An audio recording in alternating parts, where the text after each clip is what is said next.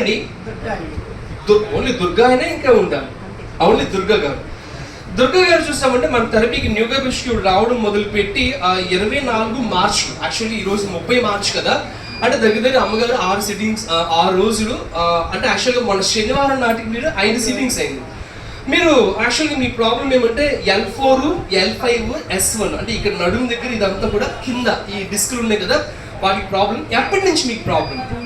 అమ్మా జూన్ నుంచి. అంటే దగ్గర ఇది పోయిన సంవత్సరం జూన్, ఇది అదే చూడండి, ఇది 2026 మార్చ్ కదా, 2025 జూన్, అంటే ఆ యొక్క 6 నెలలు, ఈ యొక్క 3 నెలలు, దగ్గర 9 నెలల నుంచి మీకు ప్రాబ్లం.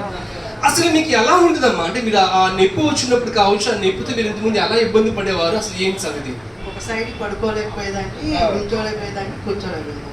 అంటే మీరు పడుకునేటప్పుడు కూడా ఒక సైడ్ కి మీరు ఇలా పడుకుని ఎడవైపోయింది ప్రాబ్లం. ఓకే, పడుకున్నా కూడా నొప్పి వచ్చేసేది. అంటే మీరు మామూలుగా పడుకున్నా సరే మీకు నొప్పి వచ్చేసేది. మీరు పైకి లేవాలన్నా, నడవాలన్నా, ఎక్కువ దూరం నడవాలన్నా, ఎక్కువసేపు నుంచున్నా కూడా బాగా ప్రాబ్లం. అంటే ఏది అది అక్కడే ఉండేదా? నొప్పి అక్కడి నుంచి లాగడం కానీ, కాలు తిమ్మిరి వచ్చేస్తూ ఉంటుంది, వచ్చి కాలు నడుము దగ్గర నుంచి తిమ్మిరి వచ్చేస్తూ ఉంటుంది. అయితే గమనించండి, యాక్చువల్గా నాకు ఇంకోటి కూడా మీరు చెప్పింది ఏమంటే, మీకు స్టార్టింగ్ నేను మాట్లాడినప్పుడు నిద్ర కూడా నాకు సరిగా పట్టేది కాదు. ఎప్పటి నుంచి మీకు నిద్ర పడట్లేదు అసలు? 2 సిట్టింగ్ల నుంచి నిద్ర. అసలు మీకు నిద్ర మీకు ఎప్పటి నుంచి రావట్లా? లక్ష్మి గారు ఎప్పటి నుంచి మీకు నిద్ర? జూన్ నుంచి నొప్పులేదు. సో ఆ నొప్పుల వల్ల మీకేమంటే యాక్చువల్గా నిద్ర కూడా మీకు సరిగా పట్టేది కాదు, వచ్చింది అంతే కదండి. ఆ నొప్పి ఉన్నప్పుడు ఆ ప్రాణం లాగేస్తూ ఉంటుంది, ఆ విపరీతమైన పెయిన్ అసలు చాలా దారుణంగా, అది అనుభవించే వాళ్ళకి తెలుసు, ఈ బాధలు చెప్పే మాకు తెలుసు అదంతా కూడా వచ్చి. సో ఆ విధంగా మీకు నిద్ర కూడా సరిగా ఉండేది కాదు. ఇంకేంటి ప్రాబ్లం? ఇంకా దేని నిద్ర సరిగా ఉండేది కాదు, ఈ నొప్పుల వల్ల మెయిన్ అదంతా కూడా వచ్చి, అంటే మెయిన్ మీకు సయాటికానే. ఓకేనా? మీకు ఎవరు చెప్పారు ఈ థెరపీ గురించి? మా ఇంటి దగ్గర పునుగులు షాప్ చెప్పింది లక్ష్మి. లక్ష్మి గారు పరాలసిస్ ఆవిడ. వేరే ఆవిడ లక్ష్మి గారు. అంటే మెడంతా వణుకుతా ఉండేదండి ఆవిడకి, తగ్గిందని నేను వచ్చాను. ఎలాగే ఆవిడ మీకు తెలుసు? ఇంతకు ముందు నుంచి మీకు తెలుసా లక్ష్మి గారు? ఏముండేది అసలు ఆవిడ ప్రాబ్లం? బాగా నడలు వణుకుతా ఉండేది. ఆవిడకి ఏమంటే నరాలకి సంబంధించిన ప్రాబ్లం వల్ల షేక్ అవుతా ఉండేది ఈ విధంగా. అది మీకు వచ్చింది, ఆవిడకి చాలా బాగా. మీరు చూసారా ఆవిడ్ని? ఎలా ఉంది ఆవిడకి? బాగుంది. మాకు ఆగస్ట్ నుంచి చెప్పారు కానీ నేను రాలేదు.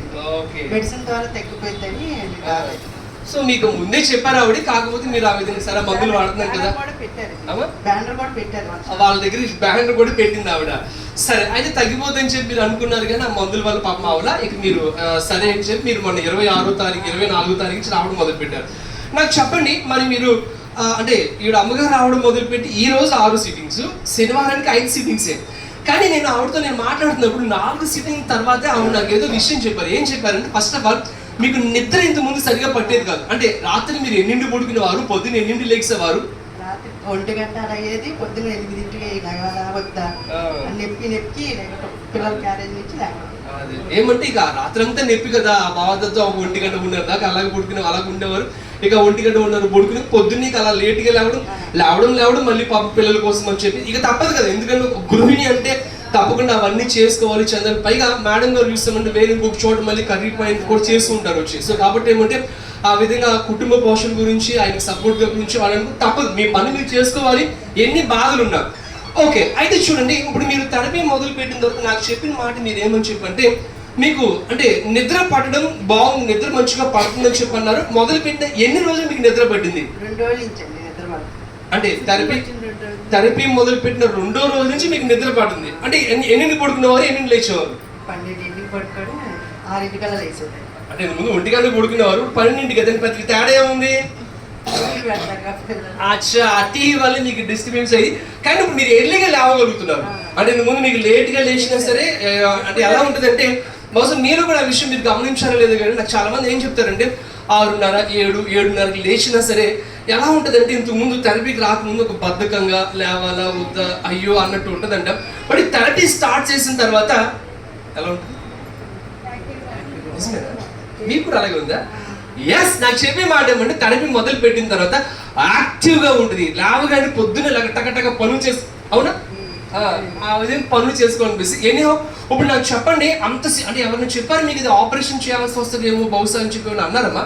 ఫిజియోథెరపీ చేసుకుంటే తగ్గిద్దని చెప్పారు. మరి అప్పుడు చేయించారా? మరి వచ్చేసాడు అలా కాదు కదా, మీకు జూన్ నుంచి నొప్పి ఉంది కదా, మరి జూన్ నుంచి నొప్పి ఉన్నప్పుడు అప్పుడేం చేయించలా? అప్పుడు మెడిసిన్ ద్వారా తగ్గిద్ది, ఎంఆర్ఐ స్కాన్ తీసినాక ఫిజియోథెరపీ ద్వారా తగ్గిద్ది అని చెప్పారు. ఇంకా ఆవిడ చెప్పింది కదా, ఆగస్ట్ నుంచి చెప్పింది. సరే, అంటే ఫిజియో అంటే ఎంఆర్ఐ స్కాన్ అంటే ఈ మధ్య వెళ్ళారా మళ్ళా? ఇప్పుడు వచ్చిన తర్వాత ఇక్కడ మీకు ఆ నొప్పి తగ్గింది వచ్చి, ఇంతకుముందు ఆ విధంగా మంచం నుంచి లేచిన ఒక పక్కకు పొడుగు తిరిగిన సరే ఇబ్బంది ఉండేది.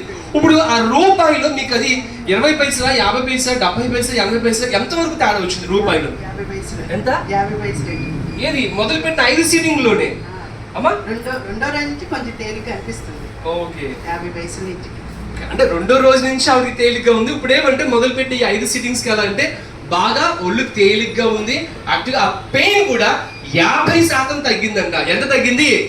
క్లాస్ చేద్దాం ఒకసారి గట్టిగా గట్టిగా. Very nice. ఇప్పుడు మీకు అంటే 5 రోజులు అలా ఉంది కదా, ఇలా మీరు కంటిన్యూగా వచ్చారనుకోండి ఇంకా ఎలా ఉంటుంది? బాగుంటుందని అనుకుంటున్నాను. బాగుంటుందా? బాగానే ఉంటుందా? చాలా బాగుంటుందా? బాగానే ఉంటుందని. బాగానే ఉంటుంది. చాలా బాగోదా? అంటే మీకు ఆ నమ్మకం లేదా?